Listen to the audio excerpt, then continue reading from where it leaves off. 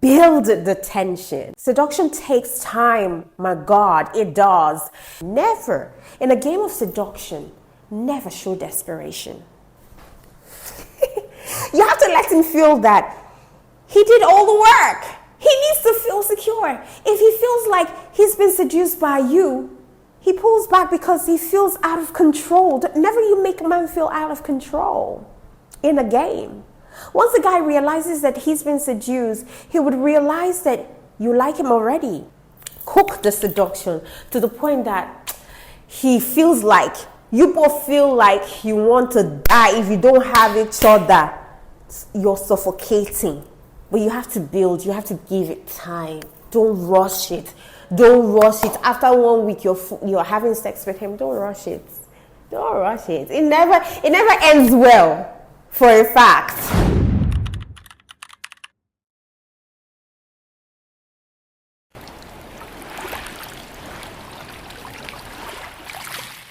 Number 18. Try subtle dances.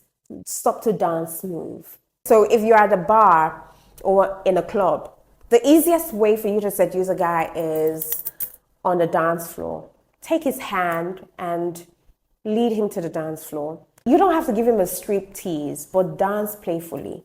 Build some connection and tension between you two. With music, that can easily be done because guys can't resist a girl's curves. So take those sexy curves and move them on the dance floor, and he will be floored by you. Show off your skills, your dancing skills if you have one, and let him just watch you. Because dancing with each other is a great way to build that sexual chemistry, and it leaves a few lasting memories with lingering touches.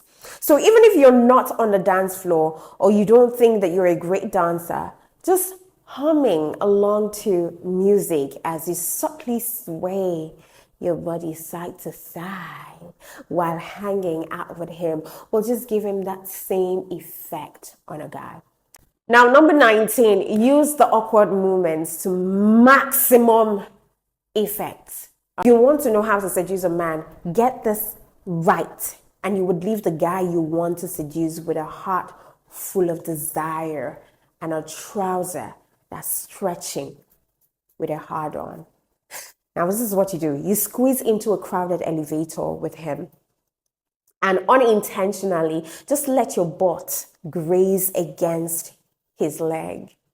Now, if he's sitting down in a chair, just come from behind him and reach across the table to get something when he's not looking.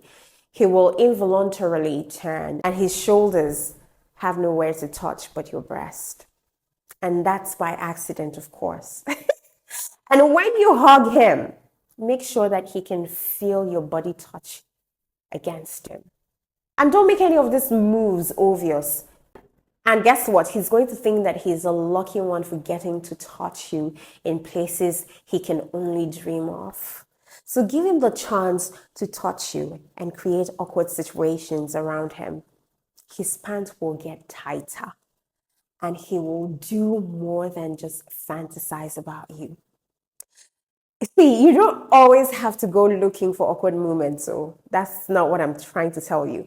There's always that awkward moment and you have to be really smart, alert to find those moments. Now, maybe you're walking by him, right? Just brushing up against his leg or your arms grazing against each other while sitting beside each other. It can actually build up the tension between you two. So make sure you do this without looking like you planned it out. See, awkward moments are a great way to focus his attention on what you need him to be looking at. Do you get what I mean? Number 20, learn to end the conversation abruptly. You like him and you want him, and you want to stay longer on that conversation. But here's the thing. Show him that he doesn't have you in his palm. Make him work for you. So give him your attention, but don't be afraid to go to the bathroom or to talk to your friend and pay him less attention when he's standing around you. This also shows that you have your own life outside of him. Because if a guy starts to sense that he has all of your attention and you're ignoring everything and everyone else just for him, he's obviously going to be happy about it. But at the same time, unless he's already incredibly smitten by you, he's not going to bother pursuing you anymore because he thinks he's won you over already. So there is no point chasing. You're there. He's conquered you. You're not going anywhere. Number 21, use external innuendos. You don't have to talk dirty with your guy that you're trying to seduce. Save all of that bold talk when you've already hooked him or you're in a relationship with him. But tease him and drop a few sexual innuendos and leave him confused. Leave him confused in such a way that he start asking, did she mean something sexual by that? Is she flirting with me? Leave him guessing, and he will want more signs to know if you like him. And that's how you arouse him and seduce him without saying anything directly. Number 22, make him chase you. The chase is everything when it comes to seducing a man. Even if you like a guy, you must seem attainable, but just out of his reach. All right? It sounds like you're playing games, but in reality, this is exactly what a guy wants. A guy doesn't see it as a trick. He sees this as him wooing and pursuing you to impress you. And every minute of the day that he gets closer to you, he thinks he's winning. If a guy thinks that you're easy, he assumes that you are not desirable enough. If a guy works to get your attention, all the while believing that he's almost there, he will drive himself crazy to win you over. After all, he thinks that he's succeeding with his seduction moves, but it is you. And all you have to do to make this work is learning to appear unattainable while giving in just a little bit. All right? Do you get what I mean? So number 23, don't rush. Build the tension. This isn't a race. Seduction takes time. My God, it does. In some cases, it won't take long, but you want to build that sexual tension between you two. So give it some time, right? There's no time frame, but just with what makes you feel comfortable with him. Give him time. Cook the seduction to the point that he feels like, you both feel like you want to die if you don't have each other. You're suffocating. But you have to build, you have to give it time. Don't rush it. Don't rush it. After 1 week, you're having sex with him. Don't rush it. Don't rush it. It never ends well, for a fact. Number 24. Let me ask you this question, right? Where are you? Where are you? Look, this is actually very important a question. You might not know it because you need to know your playing field. If you walk into a sport bar in the middle of a game hoping to seduce a guy, it's not going to happen. You need to pick that scene properly. Places where there is not many distractions are the best places to go for, at least in the beginning. Crowded places are too stimulating. So know where you are and know the right time to seduce. You can't be trying to seduce a guy when he is watching football. It doesn't work. All right? Number 25, love yourself. See, to seduce someone and to do it very well, you would really need to appreciate yourself and love yourself. If not, you easily would lose yourself in your own game and lose a sense of who you are and what you're doing. So before you start seducing men, know what you're doing and why you're doing it. Number 26, you cannot make him feel like he's being seduced. No one wants to feel like they're in someone else's game. So make him feel like you're seduced by him. You have to let him feel that he did all the work. He needs to feel secure. If he feels like he's been seduced by you, he pulls back because he feels out of control. Never you make a man feel out of control in a game. Once the guy realizes that he's been seduced, he would realize that you like him already. That will only make him pull back and take it easy.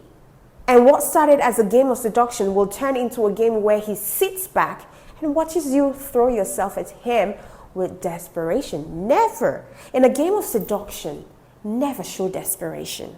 I don't care how much you love this guy, how much you want to be with him, how much you want to spread your legs so that he can dive into you. Never show desperation, because that will be the end of you. Number 27, give him space. Usually when we want someone, we make the mistake of smothering them. Everyone likes attention, but to a point, right? The people we usually fall for, if you notice, don't give us too much attention. And that's the ticket. Don't be needy, don't be clingy. Be the opposite. It will drive them nuts and make them work harder for you. And that's the truth. Some men will come in the comment section and tell me that, oh, Jane, you're talking bullshit. But it's the truth. Number 28.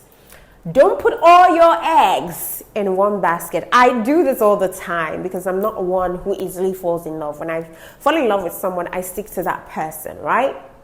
But this is me telling you this. Don't put all your eggs in one basket. You're going to get burnt, baby. Especially if the guy knows and he's such an immature person. So don't put your eggs in one basket. People used to say this thing and I would think that's too much of a game. You may be interested in this one guy, but that doesn't mean that you should invest everything into him. Plus, if it doesn't work out, it will hit your ego and self-esteem. But if you have other desirable options, the blow won't be too hard on you. Instead, you will just move on easily. It's a win-win situation. Number 29, having an option is hot. When a guy sees that you have other men interested in you, it changes the game. Sadly, it does. Because he doesn't have the time to wait around and relax. He either needs to jump on the opportunity or not. So if you're in demand, it is better for you. Plus, who doesn't want to have options? Number 30, I need you to highlight your best parts and forget the rest.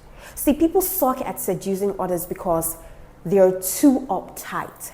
How can you be seducing someone when you're nervous and sweating? It doesn't make sense. How? See, don't overthink it. Don't overthink how you're going to dress or act. Think of seduction as highlighting the best part of yourself. That's it. The rest you need to let go and relax. Number 31, understand that you have the power. As a seducer, understand the power is in your hands. You're in control of your mood, of your vibe, of your emotion, of the situation.